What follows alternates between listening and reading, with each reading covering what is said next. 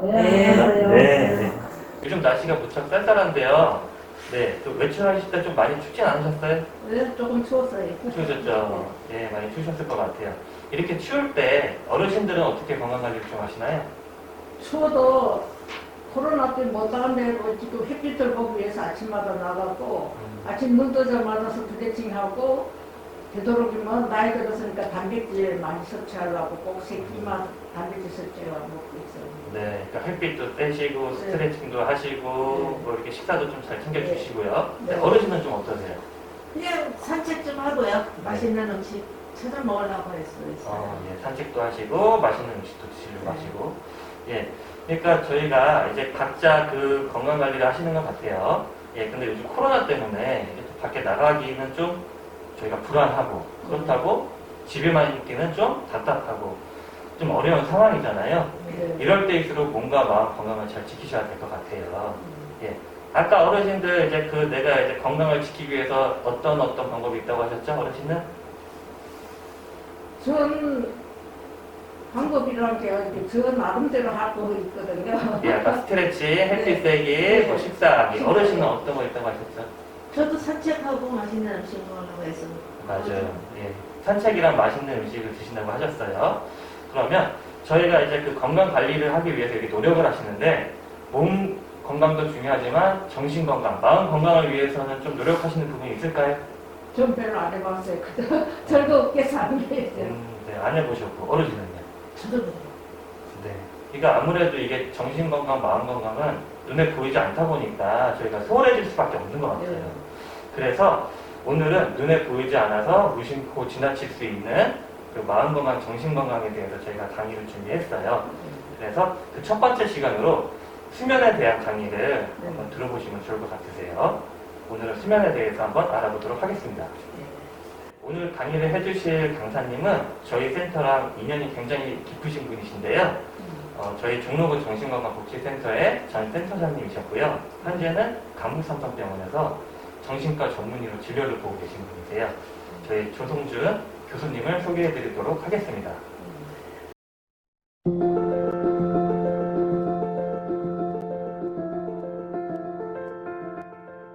안녕하세요. 안녕하세요. 네, 오랜만에 뵙는 것 같은데요. 네, 요즘 코로나 블루 때문에 그 상담을 요청하는 곳이 좀 많을 것 같은데 교수님은 좀 요새 좀 어떻게 지내시나요? 말씀하신 대로 진짜 진료실에 찾아오시는 분도 늘어난 것 같고요. 원래 다니시던 분들께서 심리적인 어려움을 호소하시는 경우도 많이 늘고 있는 게 사실입니다. 저만 해도 막 하던 거 못하고 운동도 잘 못하고 친구들도 잘 못 만나고 하니까 배만 나오고 저도 힘든 것 같아요. 네, 이렇게 지역사회 정신건강을 위해서 노력을 해주시는 교수님께 감사드리고요. 그럼 저희가 이제 본격적으로 그 불면에 대한 강의를 시작하도록 하겠습니다. 자, 오늘은 불면증에 대해서 얘기해 보려고 합니다. 하루 중에 저희가 자면서 보내는 시간이 보통 건강한 사람들한테 7시간 전후를 추천을 하니까요.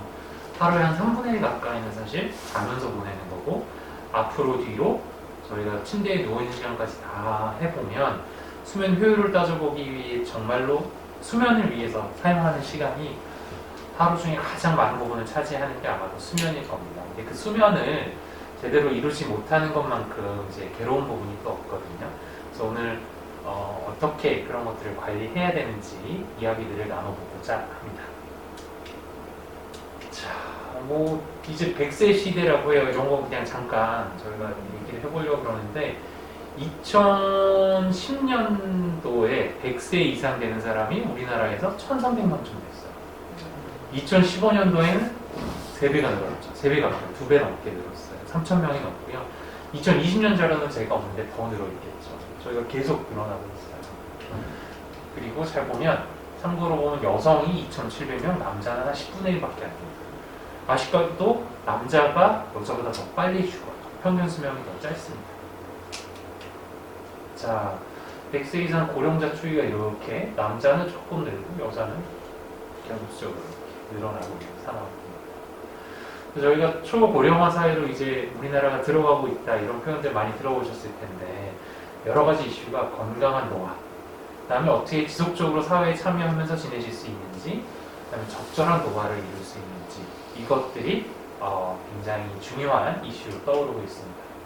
그래서 생로병사의 비밀이라는 TV 프로 자주 보시지 않으세요? 그래서 대표 프로그램인데 여기 보시면 이제 긍정의 힘, 감사의 마음 뭐 이런 내용을 가지고 얘기를 한 적이 있어요. 그래서 여기서 다뤘던 게 장수를 위해서 건강 장수 12가지 수칙 같은 거로 이제 얘기가 나왔었는데 하루에 먹는 음식 종류를 여러 가지로 먹고 10가지까지 늘리고 구강 관리를 철저하게 해서 씹는 힘을 기르고 이게 한 번 안 먹기 시작하면 계속 못 드세요. 그러니까 구강 관리가 제대로 안 되면 고기 같은 것도 못 드시고 질긴 거 못 드시기 시작하면 드실 수 있는 종류가 확 줄어들거든요. 일상생활 운동으로 근력과 보행력을 기르고 이 보행력이 유지가 안 되면 화장실 가는 거 이런 게 이제 유지가 되기 어렵겠죠. 그리고 여기서 이제 근력이 중요한 이유는 뭐냐면 저희가 노인 하면은 제일 저희가 걱정 많이 하는 게 인지기능 치매 이런 얘기 많이 들어보셨을 거예요. 이런 고민이 제일 많이 되실 텐데 근력의 양하고 기억력의 기능, 그러니까 기억력하고 근력의 양은 비례한다는 보고가 되게 많아요. 그래서 근육량이 많이 보존이 되면 될수록 기억력이 잘 보존이 된다고 합니다. 근데 저희가 연세 막 있으신 분들한테 저희가 막 가서 엽기 드세요, 어떻게 하세요 할 수는 없잖아요. 그러니까 근력이 유지되기 위해서 제일 좋은 건 꾸준하게 매일매일 걸어 다니시면서 보행력을 유지하는 겁니다. 그리고 호기심을 키우고 낙천적인 백세의 마음을 가지셔야 되고 집안에서 넘어지지 않는 환경을 잘 만드셔야 되고 살에 걸리지 않도록 하는 것도 되게 중요해요. 살에 걸리게 되면 저희가 음식물이 기도로 넘어가게 돼서 폐에 염증이 생겨서 폐렴에 걸리기 쉽거든요. 그리고 건강식품과 보조제 아무렇게나 막 드시면 안 되고 막 좋다고 하는 거 다 드시면 안 돼요. 제대로 알고 드셔야 됩니다. 동네 사람과 거리를 많이 하는 지역력을 키우자. 나가면서 인사도 하고요. 반갑게 뭐 안부도 묻고 이런 것들을 계속 하다 보면 인지기능도 유지가 되고 나가서 다닐 의미도 생기고 재미도 있습니다. 그리고 영양관리, 체력증진, 사회 참여 3인방으로 노쇠를 줄여야 되고 잘 먹고, 잘 걷고, 잘 말해서 치매를 줄이는 것도 중요하고요. 고혈압, 당뇨, 만성질환을 관리하는 지식을 가지셔야 되고 인생 말기를 어떻게 마무리할지 미리 계획을 세우는 것도 필요합니다. 이 마지막 12번째 같은 경우가 사실 우리나라에서 참 안 돼 있는 것 중에 하나예요. 우리나라가 굉장히 급속도로 발전을 하게 되면서 그리고 의학도 굉장히 많이 발전하고 건강보험이라든지 이런 게 잘 인프라가 구축이 돼서 우리나라 평균 수명 같은 경우가 갑자기 급속도로 굉장히 많이 좋아졌거든요. 그렇게 되면서 준비되지 않은 노년기를 맞이하시는 경우가 많아서 인생 말기를 어떻게 마무리할지 계획을 세우는 걸 배워본 적도 없고 누가 그렇게 하는 걸 옆에서 지켜본 적도 없어요. 그래서 어떻게 마무리할지 미리 계획을 세우는 걸 연습을 해보는 것도 굉장히 필요합니다. 몸을 많이 움직이고 부지런하고 규칙적이고 균형 잡힌 생활 습관이 건강한 장소에 되게 중요하고 긍정적인 마음으로 사람들과 어울려야 한다라는 말이 있고요. 이게 100세 시대 정신건강을 위해서 가장 중요한 내용이라고 할 수 있습니다. 그래서 100세 시대 정신건강에 3가지 키워드를 꼽아봐라. 그럼 우울, 불면, 인지장애. 인지장애가 쉽게 얘기하면 치매거든요. 이 3가지 정도 키워드를 꼽아볼 수 있을 것 같습니다. 근데 안타깝게도 우리나라에서는 아까 말씀드린 대로 준비되지 않은 노화, 노년 이런 것들이 너무 많아서 사실 노인의 자살률이 굉장히 높아요. 왜 OECD 국가 중에 우리나라가 자살률 1등이다 이런 얘기 많이 들어보셨잖아요. 우리나라가 인구 10만 명당 자살률이 굉장히 높은 상황인데 노인의 자살률이 굉장히 높습니다. 그래서 잘 보면 OECD 노인 자살률이 인구 10만 명당 저희가 아까 먼저 보여드렸던 수치가 인구 10만 명당 자살률이 25.8명인데 노인의 경우는 인구 10만 명당 자살률이 60명이 넘어가요. 80대 이상 같은 경우는 83명이고 이게 올라갈수록 연세가 많이 드실수록 인구 10만 명당 자살률이 올라갑니다. 그래서 우리나라 자살률의 특징은 다른 나라보다 더 두드러지는 게 노인 자살률이 굉장히 높고 젊은 여성층의 자살률이 높다는 게 특징 중에 하나입니다. 그래서 여러분들께서 이런 상황들을 잘 알고 나는 내 100세 시대 정신건강관리를 잘 해야겠다. 오늘 배운 대로 잘 먹고 잘 자기 위해서 노력을 해야겠다. 이런 고민을 같이 해보겠습니다. 이 자살하게 하는 원인은 경제적인 어려움, 건강, 외로움, 단절, 배우자의 사망 이런 것들이 있는데 경제적인 어려움이 가장 큰 원인입니다. 그래서 이제 저희가 어르신들 같은 경우는 이제 그 선망이라고 하는 게 있어요. 일시적으로 인지 기능이 떨어지고 못 먹고 못 자고 아니면 간단한 수술이나 치료를 받기 위해서 입원하고 막 이렇게 잠깐 헷갈리시거나 이런 것들이 이제 오기도 하거든요. 고고, 치매, 불안증, 불면증 이런 것들이 막 그냥 뒤죽박죽으로 막 나타나게 되는 경우가 많습니다. 그래서 미리미리 건강관리를 잘 해주셔야 되고요. 자, 그래서 이제 본격적으로 수면에 대한 얘기를 이제 해보려고 하는데, 수면은 제가 아까 도입부에 말씀드린 것처럼 하루에 3분의 1은 저희가 자는 것과 연관된 행동을 해요. 그러면 자면서 보내는 시간이 하루 중에 3분의 1이나 되면 이거와 관련된 습관이 사람마다 없을 수가 없습니다. 수면에서 제일 중요한 요소 중에 하나는 수면은 습관이라는 것을 알아차리는 겁니다. 근데 이제 우리가 집중하는 것은 수면의 최대 적이에요. 근데 이제 집중하게 되는 게 누워가지고 뭐가 있냐면 누워서 TV 틀어놓는 거 있잖아요. 멍하게 TV 틀어놓는 거 말고 초저녁에 졸릴랑 말랑 할 때 TV 틀어놓고 연속극을 막 보기 시작해요. 연속극 막 재밌어요. 그럼 연속극에 점점 빠져들면 머리가 잘 때가 아니구나 각성을 하게 됩니다. 그러면 점점점 잠 깨고 달아나게 되고 그 잠들어야 되는 타이밍을 탁 놓치게 되면 문제가 발생을 하고 불면증의 원인이 되기도 합니다. 저희가 정상적인 사이클이 뭐가 있냐면 그 사람은 아까 이제 그러니까 수면은 습관이라고 말씀을 드렸는데 보통 비슷한 시간에 자고 비슷한 시간에 일어나요. 근데 이제 나이가 들면 들수록 어떻게 되냐면 잠드는 시간이 당겨지게 됩니다. 12시에 자던 사람이 11시에 자게 되고 10시에 자게 되고 점점점 당겨져요. 일어나는 시간은 더 많이 당겨집니다. 그래서 왜 어르신들 같은 경우는 왜가 초저녁에 잠이 늘어났다고 말씀하시는 거는 보통 초저녁 잠이 많아진 걸 가지고 그렇게 말씀하시고 새벽 잠이 없어졌다고 말씀하시는 경우도 되게 많은데 그거는 깨는 시간이 많이 당겨지기 때문입니다. 그래서 그 상황들을 알아놓으셔야 되는데 어떤 게 맞냐 하면 내가 젊었을 땐 맨날 12시에 잤던 생각하시고 10시, 11시에서 안 주무시고 계속 뭔가 하시려고 하는 거예요.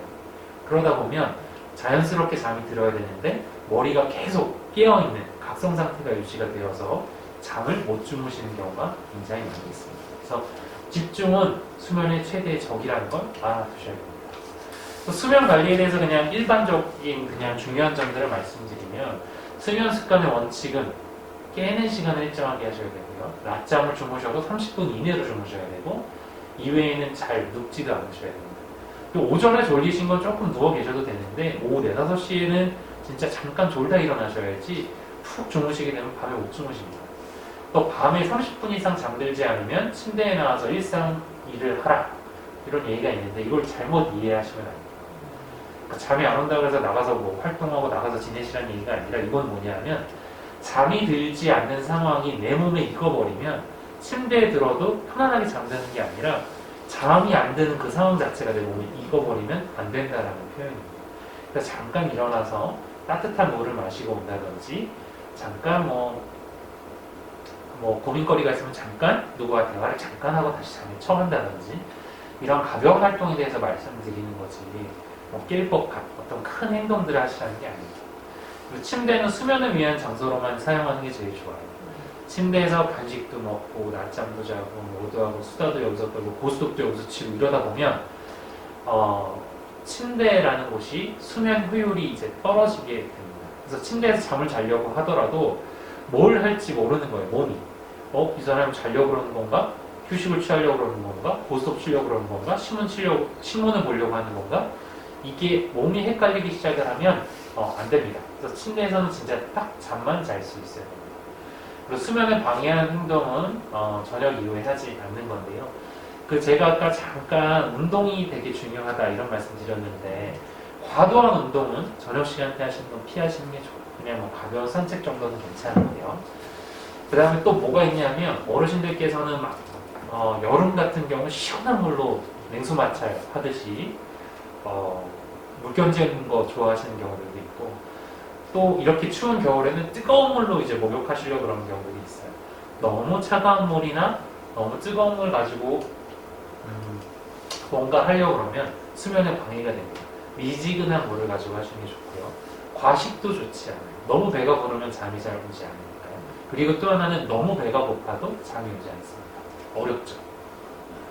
자, 그리고 이게 카페인. 결국에는 커피나 뭐 홍차 이런 것들 카페인이 많이 함유된 음료수를 바카스 같은 것도 사실은 타우린이라는 성분이 많이 들어가서 밤에 드시면 사실 안 좋거든요.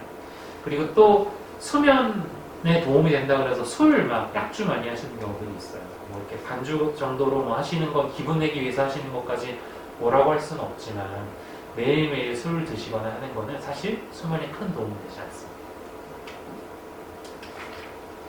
자, 그리고 이제 제가 매일 많이 오늘도 제가 오전 진료 마치고 지금 오후에 온 건데 오늘도 제가 몇 분이랑 이 얘기를 했는지 모르겠는데 약을 먹으면 어떻게 되느냐, 수면제를 먹으면 어떻게 하느냐, 이런 분들이 하시는 말씀이 수면제 먹으면 수면제 중독되면 어떡하냐, 술 드시고 주무세요.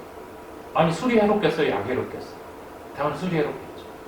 수면제를 먹으면 중독이 된다? 중독이 될까요? 만약에 어떠한 뭐 불안장애가 있거나 우울장애가 있거나 그럴 때 우울장애나 불안장애는 치료하지 않고 수면제만 가지고 저희가 수면을 취하게 하려고 하면 그때는 중독이 될 수도 있겠죠. 하지만 전문가를 만나서 적절한 처방을 받고 근본적인 정신질환과 관련된 치료를 받으면서 수면제를 복용하시는 경우에는 굉장히 안전하다 생각하셔도 됩니다. 치매가 빨리 온다? 물론 수십 년간 드시면 뭐 영향을 줄 수도 있기는 한데요. 못 주무셔가지고 그 영향으로 뇌가 손상을 받아 치매가 올 확률이 훨씬 더 높다고 보시면 됩니다. 잠이 안 올 때만 먹는다? 이거는 경우에 따라 다를 것 같아요. 예를 들어서 내가 잠이 안 오는 게 한 달에 한두 번 정도만 있다. 그런 날에는 비상약처럼 드시는 것도 괜찮지만 예를 들어서 우울하고 불안하고 잡생각이 많고 이런 경우에 수면제만 이렇게 한두 번씩만 먹으면 이제 도움이 안 되는 경우도 있거든요. 그래서 이런 판단은 전문가와 직접 해보시는 게 좋을 것 같다. 자, 그러면 이제 제가 이 정도 이제 중요한 개요에 대해서 이제 말씀을 드렸는데, 제가 이제 중요한 개념, 자세한 내용들에 대해서 조금씩 말씀을 드릴게요. 자, 불면증에 해당되는 증상, 이거 구체적으로 말해보라고 그러면 또 못하시는 경우도 되게 많거든요. 잠들기가 어려운 것도 불면증의 증상이고요. 자주 깨고 다시 잠들기 어려운 경우도 있을 수 있고, 너무 일찍 깨버리는 것도 사실 문제가 될 수 있고요. 자도 피곤이 풀리지 않는다라고 말씀하시는 경우도 있어요. 심지어 어떤 분들은 입원한 환자분들 막 잠을 자기 한 시간도 못, 1분도 못 잔다 그러셔가지고 저희가 환자분 입원해가지고 보잖아요, 병동에서. 그럼 코 골면서 잘 주무세요. 그러고서 이제 본인은 1분도 안 잤다고 말씀하시는 이런 경우도 되게 많아요. 그러면 그분은 우리한테 거짓말을 하는 거냐, 꾀병이냐, 그런 게 아니라 어쨌든 주관적인 불만족스러움, 주관적인 불편감이 있다면 그거는 이제 수면의 질에 대해서 저희가 평가를 해볼 필요가 있습니다. 자, 불면증은 결국 다음날 활동하는데 지장을 줄 정도로 이제 양적으로, 질적으로 충분한 잠을 자지 못하는 경우를 말해요. 정말 흔해요. 3명 중에 1명, 여성이 남성보다 많고요. 65세 이상에서는 1.5배 정도가량 됩니다. 그러니까 노인분들이 훨씬 더 호소를 많이 하시고, 아까 제가 보여드렸잖아요. 여성분들의 기대 연령이 훨씬 길어요. 훨씬 더 오래 사시기 때문에 여성분들이 훨씬 더 위험에 노출이 되어 있다. 근데 문제는 불면증 환자 중에 5%만 병원에 가는 거예요. 그게 문제겠죠. 아니 나는 평생 그러고 살았어. 나 병원 안 가도. 아니 왜 평생 그러고 사세요? 빨리 병원에 가서 빨리 치료 받으시는 거지. 잠은 꼭 자야 되나요? 당연히 자야겠죠. 수면은 에너지를 재충전하고요. 머릿속에서 기억을 정리하고 감정을 재정립하는 데 중요한 역할을 합니다. 체온 조절과 같은 생명 유지 기능을 수행을 합니다. 잠을 못 자면 어떻게 되냐 하면 뭐 뻔하죠. 피로하게 되고 기분도 떨어지게 되고 불안하게 됩니다. 그래서 충분한 휴식을 취하지 못하면 우울하고 불안하고 그 다음에 이로 인해서 기억력도 떨어지게 돼요. 그래서 다음날 무슨 실수를 계속 많이 하게 되고 짜증도 늘어나게 돼요. 자, 제가 이제 말씀드렸죠. 기억력, 집중력, 판단력이 떨어지고 정서도 불안정해집니다. 우울증, 불안장애, 알코올 및 약물 중독과 같은 정신질환을 불러올 수도 있어요. 그러니까 잠이 안 오니까 제가 아까 말씀드린 것처럼 제일 좋은 핑계 중에 하나가 이제 술 드실 때 핑계 거리로 안 먹으면 잠이 안 와요 하시면서 이제 술 약주하시는 경우가 많거든요. 자주 졸고 지각하고 결근하고 성실하지 못한 사람으로 이제 생각이 듭니다. 졸리고 피곤하기 때문에 사고 위험도 높아지고. 자, 이제 불면증에 대한 오해. 뭐 저희가 얘기했던 것들 중에서도 많이 나왔었는데요. 술 한 잔 마시고 자면 해결된다. 굉장히 위험한 얘기입니다. 중독됨으로 먹어서는 안 된다. 제가 지겹도록 얘기했고요. 하루에 잠은 8시간은 자야 된다. 이건 사람마다 조금 차이는 있습니다. 그래서 7시간 전후로 자는 게 좋기는 한데 뭐 4-5시간만 자면서도 본인 기능 유지 잘하면서 사시는 분도 더러 있거든요. 그러니까 꼭 이 8이라는 8이라는 숫자에 꼭 이렇게 집착하지 않으셔도 됩니다. 나이가 되면 잠이 없어진다. 이건 제가 아까 말씀드린 것처럼 새벽에 일찍 깨게 돼요. 나이가 들면 될수록. 그래서 거기서 오는 내용인데 사실은 새벽에 일찍 깨지는 건 있지만 낮잠 주무시는 게 좀 늘어나긴 해요. 밖에 한번 나갔다 오시면 잠깐 누웠다가 일어나셔야 돼요. 이런 게 생기거든요. 불면증은 전문적인 치료가 필요 없다? 필요하겠죠. 자, 잠이 올 때 술 한 잔 안 돼요. 깊은 잠을 방해하고요. 술을 마시고 자면 새벽 일찍 깨요. 그 다음에 여러 가지 건강에 위해한 결과들을 낳을 수가 있고요. 술은 수면제의 대용이 될 수가 없습니다. 자, 수면제는 중독됨으로 먹어서는 안 된다. 여러 종류의 수면제가 있고 환자 맞춤별로 처방을 할 수가 있어요. 수면제 남용도 문제지만 무조건 기피하는 것도 좋지 않아요. 적절하게 사용을 하고 근본적인 정신적인 문제를 해결을 하기 위해서 치료가 병행되어야 합니다. 그래 8시간 자야 된다. 자, 제가 아까 말씀드린 것처럼 개인마다 달라요. 그래서 깊은 잠을 잘수록 피로회복에 도움이 되니까 수면의 질에도 각별히 신경을 써야 됩니다. 나이가 들면 잠이 없어질까? 필요한 수면 시간은 나이가 들어도 줄지 않아요. 근데 이런 생각이 드는 건 아까 말씀드린 것처럼 수면 시간의 벽, 그러니까 인면과 탈면이라고 할까요? 그러니까 잠이 드는 시간, 깨는 시간에 변화가 나타나기 때문에 그렇게 느끼기가 쉽습니다. 자, 치료하지 않으면 불면증은 만성화가 되고요. 기분장애나 불안장애 같은 게 생기기가 쉽고 그래서 전문적인 치료 방법을 동원해야 됩니다. 그래서 원인을 밝히는 게 되게 중요해요. 요새는 수면다운 검사라고 해서 이렇게 저희가 실제로 자는 모습을 찍고 뇌파나 근전도 코골이는 심하지 않은지 이런 걸 보는 검사들을 하거든요. 그리고 의료보험 혜택을 받을 수 있는 범위가 굉장히 많이 늘어났어요. 옛날에는 이 검사 받으려면 막 100몇십만 원씩 했는데 요새는 많이 줄어가지고 의료보험에서도 이제 혜택이 많으니까 정말 수면이 힘들어서 이런 검사를 받아보고 싶다 그러시면은 수면다운 검사가 가능한 병원에 방문해 보시는 게 도움이 됩니다. 자, 불면증은 왜 생기나요? 정신과 질환 때문에 생기기도 하고 행동적으로는 이제 잘못된 습관들 같은 것 때문에 생기기도 하고요. 스트레스를 받으면 그러니까 뭐 며느리가 속썩이든지 그런 말씀들 많이 하시고 자식들 내 시집장가 안 가는지 취업을 못하고 있어서 아니면 이번에 뭐 부동산 계약한 게 잘못돼서 이런 걱정들 많이 하시거든요. 신체 질환 여기저기 아파서 못 주무시는 경우도 되게 많아요. 그다음에 약물 부작용들 때문에 못 드시는 경우 그러니까 못 주무시는 경우도 많은데 여기서 이제 약물이라고 하는 거는 그냥 일반적인 그 내과 고혈압약, 급료약 뭐 이런 게 잘 안 맞아 들어갈 때 몸이 힘들어서 그런 경우가 발생할 수도 있습니다. 그리고 이제 특정 수면 질환 같은 게 실제로 발생하기도 하죠. 화지불안 증후군이라고 해서 이게 좀 들어오셨는지 모르겠는데 이걸로 오시는 경우도 꽤나 많거든요. 그러니까 주무실 때 다리가 이렇게 살살살살 시린 느낌 같은 게 나면서 움직이지 않으면 안 될 것 같은 이런 느낌이 드는 경우가 있어요. 그래서 화지불안 증후군, 수면 모호흡증, 코골이 이게 결국 숨을 저희가 자는 동안에도 쉬잖아요. 근데 이게 코골이가 심하거나 어떤 원인 때문에 잠깐 수면이 멈추는 경우가 생겨요. 이제 수면 모호흡증이 생기게 되면 머리로 가는 산소가 잠깐 줄어들기 때문에 저희가 수면 모호흡증도 중요하고요. 주기적 사지 운동증, 그러니까 자면 사실은 저희가 근육의 톤이 다 떨어지기 때문에 안 움직이게 돼요. 저희가 꿈을 꾸더라도 실제로 안 움직이잖아요. 하지만 뭐 이렇게 한 번씩 이제 움직임 같은 게 동반이 되는 수면 장애도 있습니다. 자, 그래서 저희가 잠 못 이루는 사람들이 흔히 잘못 생각하는 게 있어요. 오류가 있는데요. 밤만 되면 잘 잘 수 있나 못 자나 내가 막 계속 지켜보는 분들이 있어요. 잠이 안 오면 어떡하냐 걱정하시고 잠을 놓치지 않기 위해서 일찍부터 잘 준비하고서 막 이렇게 전투처럼 집착하시는 경우가 있는데 자려고 애쓸수록 잠은 도망갑니다. 잠에 대해서 집착하는 마음을 좀 내려놔야 되는데요. 잠에 대해 걱정을 하기보다는 낮에 밝은 정신으로 깨어있고 내가 어제도 못 잤으니까 또 뭐 낮에도 졸고 이렇게 생각하지 마시고 낮에는 열심히 지내십시오. 그래야 더 밤에 숙면을 취하실 수 있고요. 오랫동안 누워있는 게 불면증을 악화시키니까 일정한 시간만 누워 계시는 게 중요합니다. 자, 이게 이제 저희가 잘못 생각하는 것 중에 하나예요. 아침이되어도 못 잔 잠을 보충하려고 늦게까지 누워있는다. 이게 되게 안 좋은 거거든요.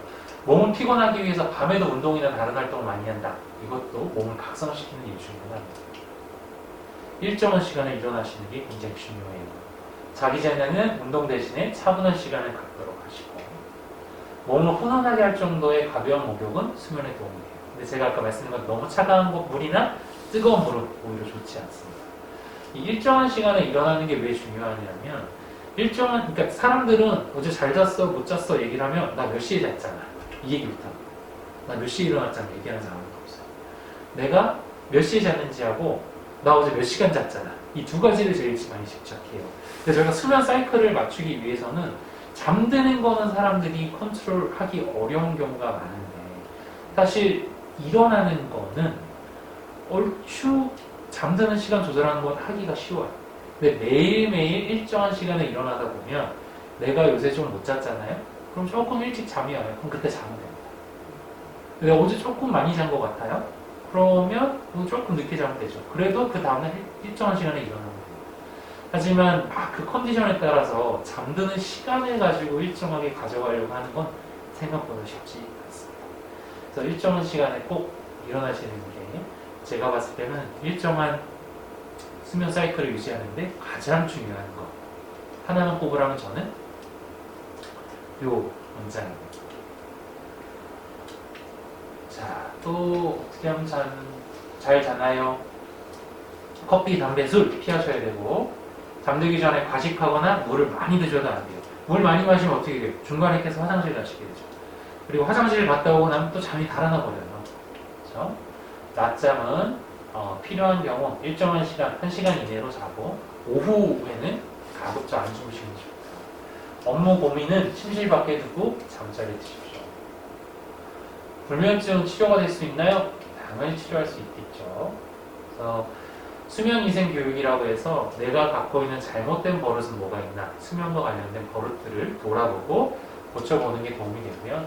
약물 치료를 할 수도 있고 이런 훈련을 받아보는 것도 방법이 될 수 있습니다.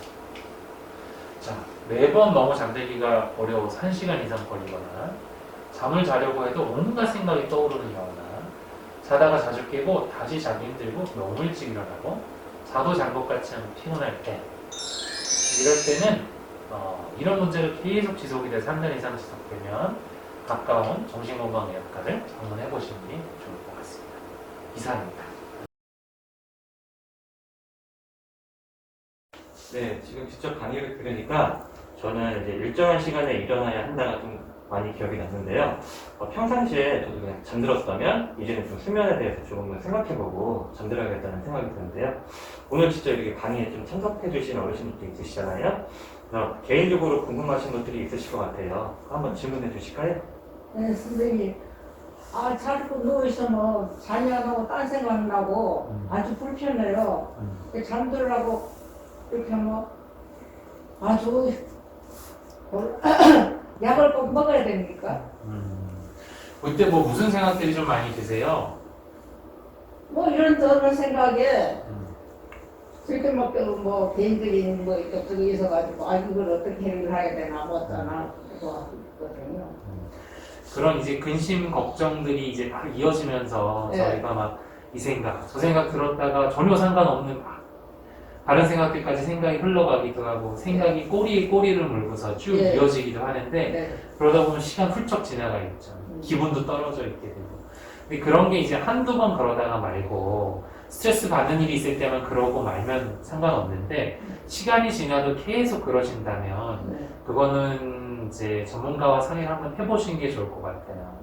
저는 개인적으로 그럴 때는 수면제를 사용을 하는 것도 중요하지만 그런 이제 쓸데없는 생각들, 그 잡념이 계속 드는 그 고리를 끊어줘야 사실은 이제 숙면을 취하기가 편하거든요. 그리고 수면제를 고용량으로 쓰지 않아도 되고. 그래서 저는 저 같으면은 그 치료를 위한 방문을 한번 해보자고 권유드리고 싶어요. 네. 감사합니다. 네. 혹시 어르신은 궁금하신 거 없으세요? 이제 나이가 먹으니까 이제 잠드는 시간이 참 오래 걸려요. 뒤척뒤척하게 되고. 그런데 뭐 불편한 데는 별로 없어요. 근데 빨리 이제 잠들 수 있는 방법이 있을까? 근데 아까 이제 중요하게 말씀하신 것 중에 하나가 별로 불편한 건 없어요 그러셨으면 그냥 지내시면 돼요. 그냥 지내시면 되고 막 빨리 자려고 애를 쓰면 쓸수록 잠은 달아나게 돼 있어요. 거기 이제 집착하시지 않으시는 게 중요한데 아까 말씀드린 것처럼 그냥 생활 속에서 너무 내가 배가 고픈지 아닌지 배가 부르지는 않은지 이런 것도 보시고요. 온도는 적절한지 이런 것도 보시고 내 기분 상태도 한번 체크해 보시고 이렇게 해보시면 좀 더 도움이 되지 않을까 싶고 그 다음에 리듬감 있게 이제 수면 취하려고 하시는 것도 되게 중요해요. 일정하게 주무시려고 했는지 어제는 10시에 누웠다 오늘은 12시에 누웠다가 내일은 또 8시에 누웠다 이러고 계신 건 아닌지 이런 것들을 한번 체크해 보시면 좋을 것 같아요. 네, 혹시 더 궁금하신 건 없으실까요? 네. 잠들라고 하면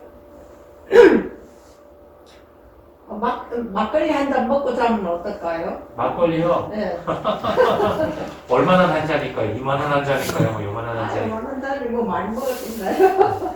근데 이제 술은 이제 계속 드시게 되면 네. 술로 인해서 주무시는 것만큼 위험한 게 또 없어요. 그러니까 이제 또 문제가 되는 게 뭐냐면 술을 계속 이제 한 잔씩 드시다 보면 이제 알코올 의존 같은 게 생길 수도 있고요. 수면을 취해서 인위적으로 잠을 자게 만드는 거는 새벽에 일찍 깨게 만드는 경향이 있고요. 다음날 기분에 영향을 주기도 하고 건강에도 좋지는 않으니까요. 사실 뭐 기분 좋게 가족들이랑 뭐 수다 떨고 친구들이랑 한 잔 뭐 이렇게 하실 때 한두 잔 하시는 건 괜찮지만 수면을 위해서 술을 드시는 것만큼 위험한 행동은 없습니다. 네, 감사합니다. 네. 그럼 마지막 한 질문 더 혹시 하실 분 계신가요?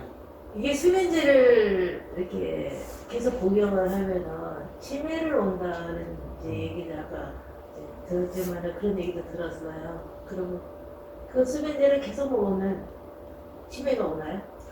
물론 이제 안 먹고 잘 주무시는 분보다는 이제 그럴 수는 있겠지만 안 먹고 잠을 계속 못 자는 게 사실은 제일 위험합니다. 그렇게 해서 치매가 올 확률이 훨씬 더 높지.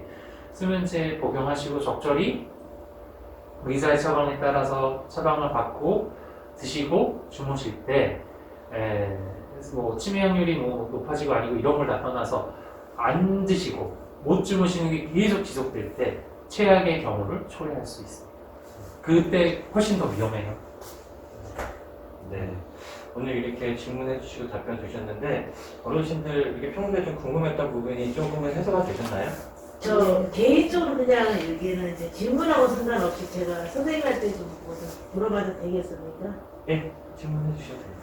제가 이거는 이제 제 얘기인데 제가 우울증이 좀 심해가지고 정신과를 좀 다니고 있거든요. 근데 약을 먹어도 좀 제가 잠을 잘 못 자요. 그러니까 아까 어르신이 말씀하신 대로 뭐 이 생각 저 생각 저 생각이 다 있겠지만은 저는 이제 그렇게 잠을 그저께 밤에는 진짜 꼬박날 샜어요. 제가 이제 옥상으로 올라갔다 내려갔다 올라갔다 내려갔다 제가 잠이 안 와서 하면 여기 어르신 말씀대로 진짜 막걸리를 제가 요즘에는 계속 제가 한 병씩은 먹어요. 근데 잠이 안 오더라고요. 어저께는 제가 어저께 막걸리를 한 병을 먹었는데 한 잠을 잤어요. 정신과 약을 먹었는데도 새벽에 꼭 두세 번을 깨요. 근데 이 눈 뜨는 시간은 꼭 5시 반이에요. 네, 이게 저한테는 지금 굉장히 고통이거든요. 근데 또 불면증이 그것도 불면증인가요? 네, 저희가 이제 불면증이라고 하는 거는 이제 다른 불면증만 딱 하고, 그러니까 예를 들어서 제가 잠을 잘 못 자요라고 오셨을 때 불면증만 있고 나머지 진단을 안 드리는 경우는 잘 없어요. 아까 이제 어르신 말씀 주신 것처럼 우울증이 있거나 불안증이 있거나 이런 원인에 의해서 못 주무시는 경우가 대부분인데요. 지금 제가 궁금한 거는 그런 상태인 게 주치의에게 얼마나 공유가 되었고 정보가 얼마나 들어가 있는지가 궁금해요. 그러니까 쉽게 말해서 아니 뭐 약 먹어도 잘 안 오는데 뭐 그냥 그러고 끝내신 건지, 선생님한테 이런저런 컴플 가서 제가 못 잡니다, 어제도 뭐 이랬습니다, 이런 거에 대해서 말씀하셨는지, 아니면 뭐 병원 가도 똑같으니까 그냥 한 번에 갔을 때 약 석 달치씩 그냥 받아와서 한 달치씩 막 받으면서 선생님 뭐 똑같은 거 같으니까 약 그냥 그대로 주세요 이렇게 하셨는지, 그 주무시게 할 수 있는 무기는 제가 봤을 때 굉장히 많을 것 같거든요. 근데 이런 노력들이 필요해요. 그래서 주치의 선생님하고도 그 방법을 계속 찾으셔야 되고, 잠을 잘 주무실 수 있는 그 길을, 어쨌든 약을 좀 찾으시는 게 중요하고, 또 하나는 저 술을 먹어도 못 자는 판에 술을 안 먹으면 더 못 자지 않을까요? 저는 술을 먹고 계신 것 자체가 기분을 여전히 더 떨어뜨릴 것 같고, 기분이 떨어지니까 잠은 더 안 올 것 같고, 네. 새벽에 깨는 것도 술을 먹었으니까 그나마 자는 게 아니라 술 먹고 주무시기 때문에 새벽에 깨는 거예요. 그것도 적은 양도 아니고 막걸리 한 병씩 드신다면 어색하지가 않죠. 충분히 그럴 만하죠. 그래서 저는 지금 아까 말씀하신 이거에 대해서 저는 우울할 때 어떤 모습이신지 모르고 다른 어떤 증상들이 동반이 되어 있는지 모르고 어떤 약들을 드시고 계신지 모르기 때문에 제가 섣불리 말씀드릴 수는 없지만, 제 경험으로 미루어 보아서는 이런 정보에 대해서 주치의에게 충분한 전달을 하시고 방법을 끊임없이 찾다 보면, 당분간 병원도 좀 자주 가시고 찾다 보면 문제를 해결하실 수 있을 겁니다. 네, 어떻게 궁금했던 부분이 조금은 해소가 되셨나요? 네. 네. 저 질문 한번 예, 그럼요. 네. 저 보통 10시에 자면 새벽 2시면 깨져요. 그러니까 화장실에 갔다가 엄청 내려니까 또 보면 4시간 이상 더 안 자시더라고. 깨가 화장실 갔다 오면 좀 더 바로 이제 잠이 안 들잖아요. 안 들어서 뒤적뒤적 하다 보면 그리고 한 3시간 자는 것 같아. 자고 아침 일어나면 뭐 5시 반, 6시쯤 이렇게. 그렇게 자도 괜찮아요? 네, 그래서 그 다음날 괜찮으세요? 네, 괜찮아요. 그럼 되게 괜찮죠. 네. 괜찮다고 말씀하실 수 있으면 괜찮죠. 예, 사람마다 절대적으로 어떤 숫자가 정해져 있는 건 아니에요. 의학이라고 하는 건 통계이기 때문에 저희가 일반적인 숫자에 대해서 말씀드리는 건데, 네. 가장 중요한 건 내가 느껴지는 게 어떻게 느껴지느냐, 다음 일상생활에 지장이 있느냐 없느냐인데, 지금 봐서는 뭐 괜찮다, 일상생활에 지장이 없다고 말씀하시면 너무 스트레스 받지 않으셔도 될 것 같아요. 네. 전에는 이제 너무 잠이 안 와고 바로 꼬박 새벽에서 이제 의사 선생님한테 수면제를 주더라고. 그걸 먹고 나니까 먹노가이 아침에도 하루 종일 하나 먹고 그 외에는 안 먹었어요. 근데 이제 그럴 때 이제 또 가셔가지고 요청을 하셔야 돼요. 그러니까 내가 이랬다. 그러면 이제 이런 약의 이런 용량에는 그렇게 몽롱하시구나. 그럼 다른 약을 시도를 해보고 약 용량을 조절해보고, 모든 수면제가 뭐 수면제를 먹으면 사람이 항상 다 그렇게 몽롱하게 되는 그런 게 아니거든요. 네. 나한테 맞는 어떠한 약은 분명히 존재해요. 그러니까 그럼에도 불구하고 가서 상의해보고 주치의를 달달 볶으셔야 돼요. 네. 그러다 보면 방법을 찾을 수 있습니다. 그럼 하루 4시간 조금 더 쉬었다가 한 2시간, 3시간 정도는 합쳐가 그 시간을 따져요.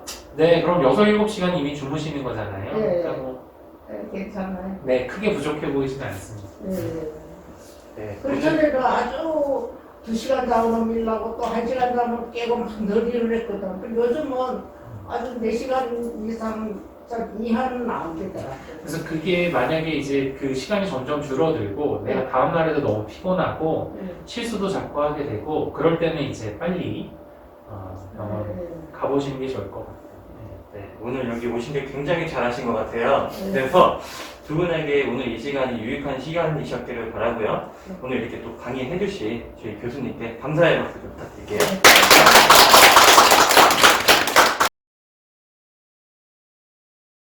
네, 교육을 통해서 좀 불면에 대해서 조금 알 것도 같은데요. 아까 어르신들처럼 이제 궁금한 점도 또 많은 것 같습니다. 그래서 요새는 이제 사회적 거리두기로 인해서 저희가 이제 많은 분들이 지금 함께하지 못했잖아요.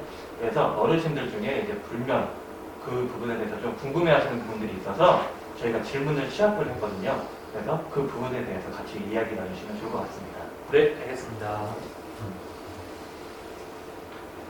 네, 첫 번째 질문인데요. 약을 먹어도 잠이 잘 안 와요. 그래서 처방약을 2봉지씩 먹으려고 하는데 괜찮을까요? 라고 질문을 해주셨어요.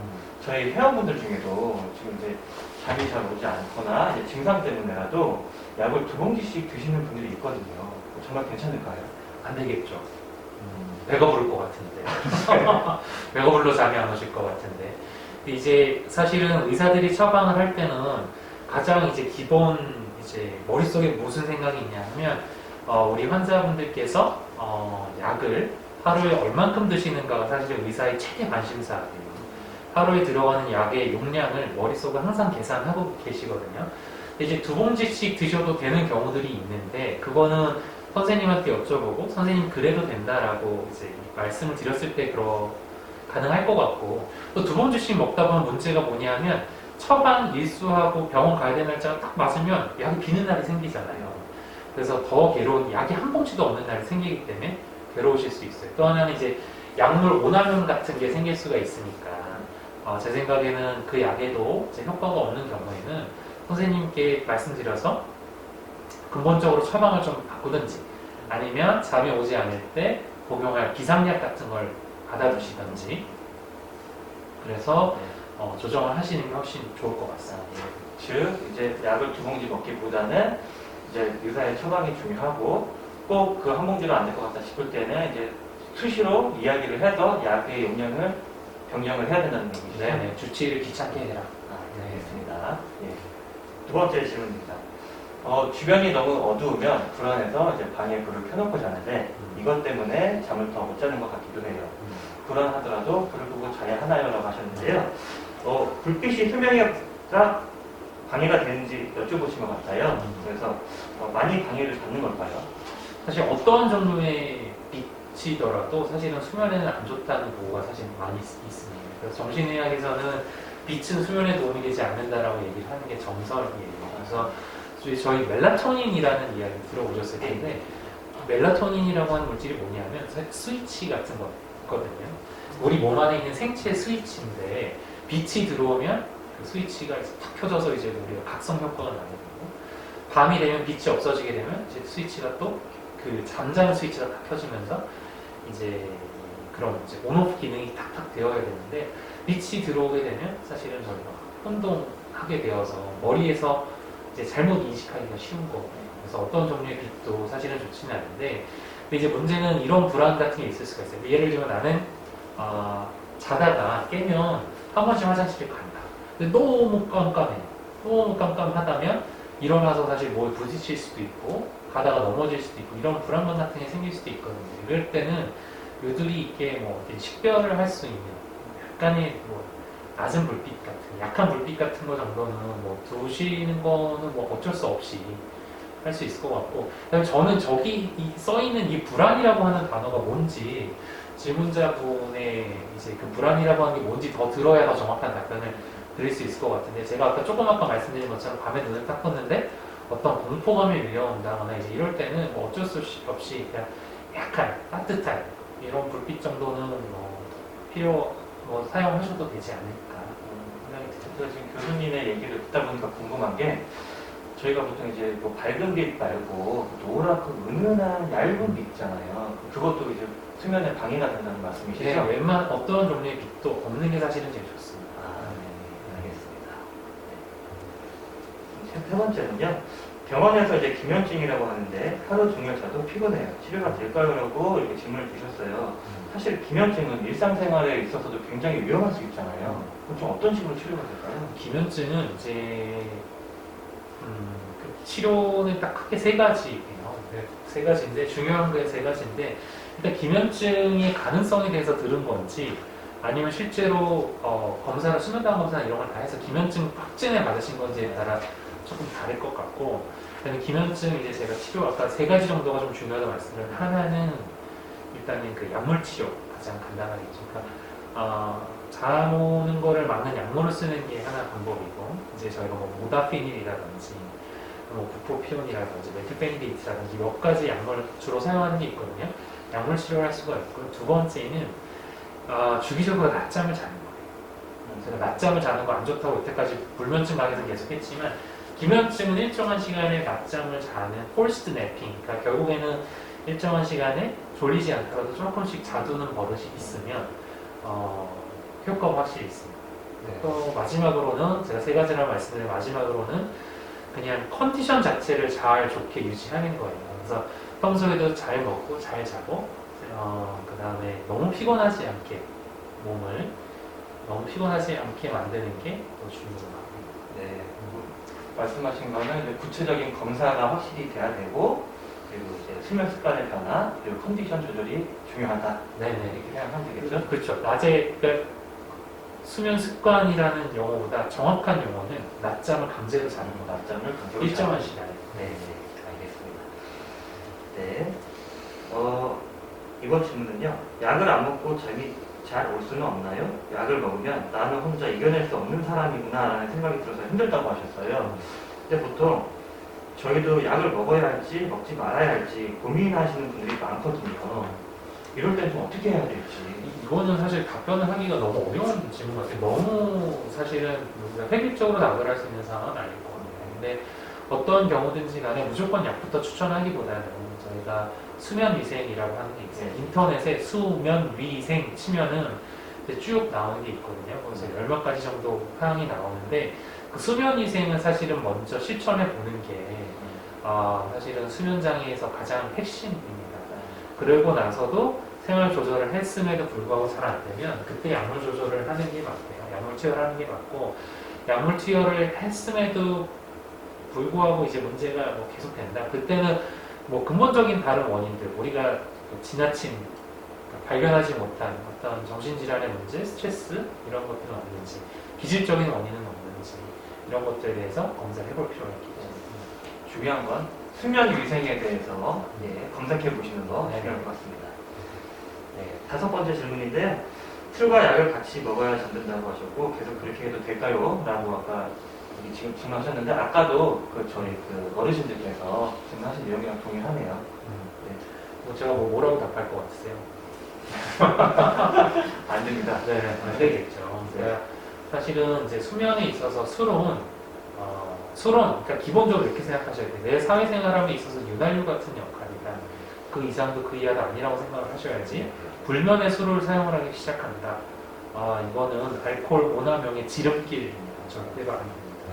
그러니까 술은 절대 안 드신다는 거 알고 계셔야 될 것 같습니다. 네, 마지막 질문입니다. 연령에 따른 적정 수면은 어떻게 되나요? 라고 질문해 주셨어요. 글쎄요, 뭐 보통 이제 저희가 수면이라고 하는 거는 너무나 주관적이어서 다를 것 같고요. 연령에 따른 거 뭐 어떻게 얘기해야 될까요? 저희 아들은 지금 태어난 지 2달 됐는데 축하드립니다. 감사합니다. 종일자요. 종일자입니다. 하지만 저희가 이제 성인이 돼서 종일자면 안 되겠죠. 보통 저희가 성인 기준으로는 7시간 전후 6에서 8시간 정도 자고 다음날에 일상생활에 지장을 주지 않고 인지기능에 영향이 없고 체력적으로 피곤함을 느끼지 않는다면 괜찮을 것 같고, 제가 아까 말씀드린 것처럼 나이가 들면 들수록 잠드는 시간도 당겨지고요, 깨는 시간은 더 당겨지고 이런 현상들이 나타나거든요. 하지만 그런 분들은 그렇다고 총 수면 시간이 줄어드냐?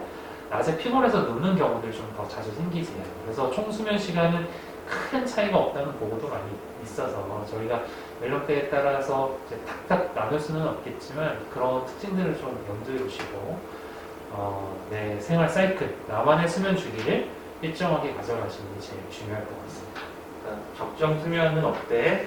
저희가 이제 잠들 때 있어서 본인이 일어났을 때 피곤하지 않고 활동이 가능하다면 그거는 이제 본인의 적정한 수면 시간이라고 이해를 하면 되겠죠? 네네. 그러시면 될 것 같습니다. 알겠습니다. 그래서 저희가 준비한 질문은 여기까지고요. 예. 그리고 이제 잠잘 때 불편감이 계속 된다면 저희 센터나 아니면 병원에 가셔서 상담을 받아보시길 바랍니다. 오늘 이렇게 늦게까지 함께 해주셔서 감사드리고요. 다음에 또 기회가 된다면 될 수 있었으면 좋겠습니다. 네. 감사합니다. 네, 감사합니다.